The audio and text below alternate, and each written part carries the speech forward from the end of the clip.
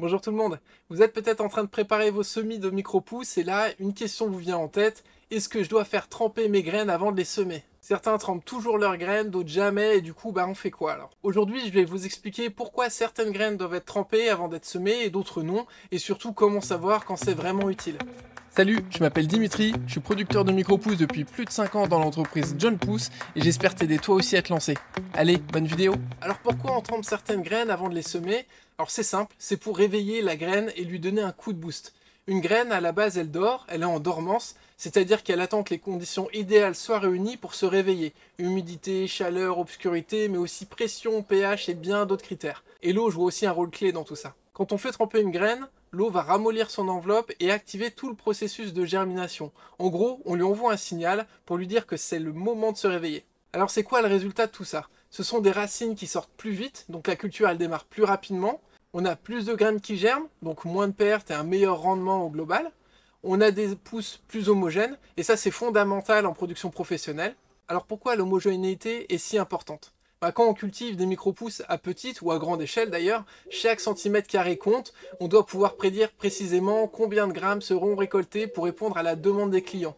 Si la levée est irrégulière, on se retrouve avec des pousses parfaites à côté de pousses trop matures et d'autres qui viennent à peine de germer. Et ça, c'est vraiment pas terrible, ni visuellement, ni pour optimiser ses récoltes. Donc bref, une germination homogène, c'est la clé pour un bon rendement et une production efficace. Mais attention, toutes les graines ne réagissent pas de la même manière au trempage, et certaines n'en ont même pas besoin. On va voir ça tout de suite. Alors quelles graines faut-il tremper?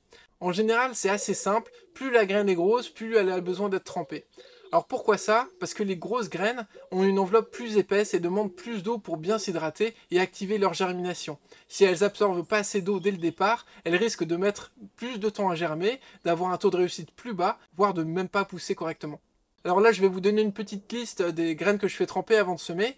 Donc il y a tous les pois, il y a le tournesol, il y a les graminées, blé, orge, avoine, épeautre, il y a les fèves, les haricots et les capucines aussi. Il y en a certains qui font aussi la betterave, à vous de voir. En les trempant, on leur permet d'absorber toute l'eau nécessaire dès le départ, et ça va accélérer et uniformiser leur germination. Avant de voir quelles graines ne doivent surtout pas être trempées, pensez à mettre un petit like et à vous abonner à la chaîne, ça m'aide énormément à la développer et à vous proposer encore plus d'astuces sur la culture des micro-pousses. Merci à tous.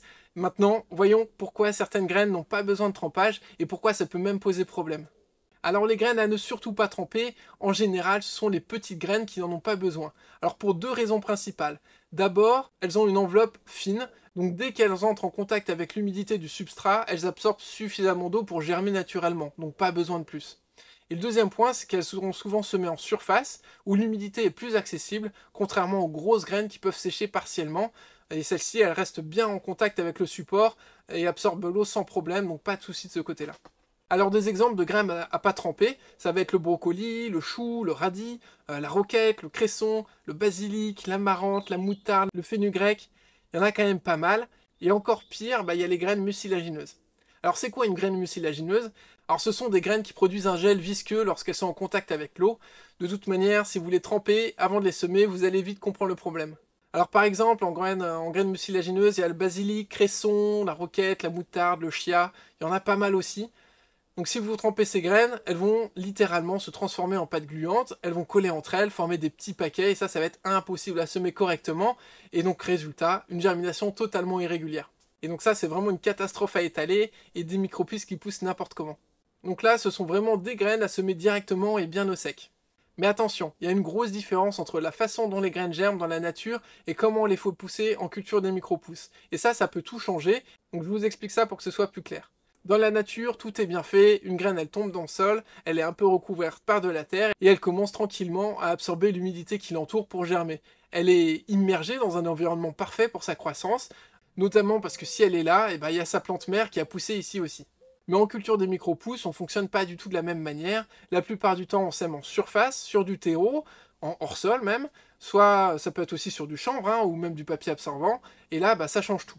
Alors pourquoi? Déjà parce que les petites graines, elles s'inhibent facilement. Donc même en surface, elles captent assez d'eau pour germer sans problème. Par contre, les grosses graines, elles ont une coque plus épaisse et elles sont pas toujours en contact total avec le substrat.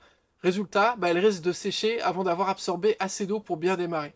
C'est pour ça qu'on trempe les grosses graines et on leur donne un petit coup de pouce pour qu'elles aient toute l'eau nécessaire dès le départ et qu'elles puissent germer de manière uniforme. Et c'est aussi pour ça qu'on met du poids dessus, mais ça c'est l'objet d'une autre vidéo que vous pouvez aller voir d'ailleurs ici. Donc maintenant, vous savez quelles graines tremper, ça y est, je vous ai convaincu. Alors combien de temps faut-il les laisser dans l'eau?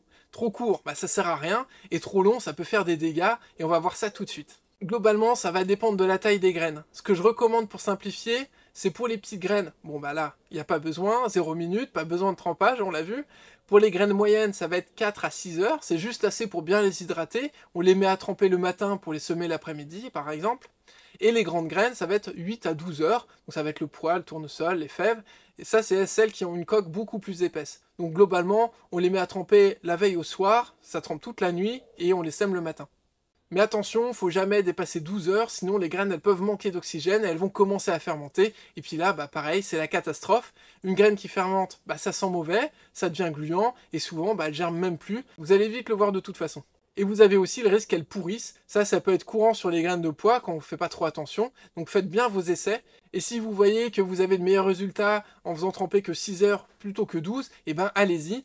Personnellement, quand je peux les mettre la veille d'une matinée de semis à tremper, bah, c'est préférable. D'un point de vue logistique, c'est beaucoup plus simple. Sinon, les faire tremper le matin pour faire un semis l'après-midi, c'est possible aussi. La dernière petite astuce, bah, c'est d'utiliser de l'eau à température ambiante. Alors pas d'eau froide si possible, sinon vous allez ralentir la germination au lieu de l'accélérer. Donc c'est quand même un peu dommage, mais ça reste un détail. C'est pas toujours facile ou même possible de pouvoir le faire, surtout quand on travaille sous serre comme ici. On n'a pas forcément un point d'eau chaude à côté de nous. Alors il y a encore une erreur à éviter absolument avant le trempage, sinon vos graines elles risquent de jamais pouvoir germer, et on en parle tout de suite. Alors cette erreur c'est la suivante, si vous laissez trop humide vos graines après le trempage, et ben elles risquent de pourrir avant même de germer. Et ça c'est vraiment très souvent le cas du pois vert d'ailleurs. Donc là c'est le drame, mauvaise odeur, graines gluantes, zéro germination, ratage complet. Alors comment éviter ça? Et ben d'abord en écoutant bien vos graines dans une passoire dès la fin du trempage, et si on peut les rincer c'est encore mieux.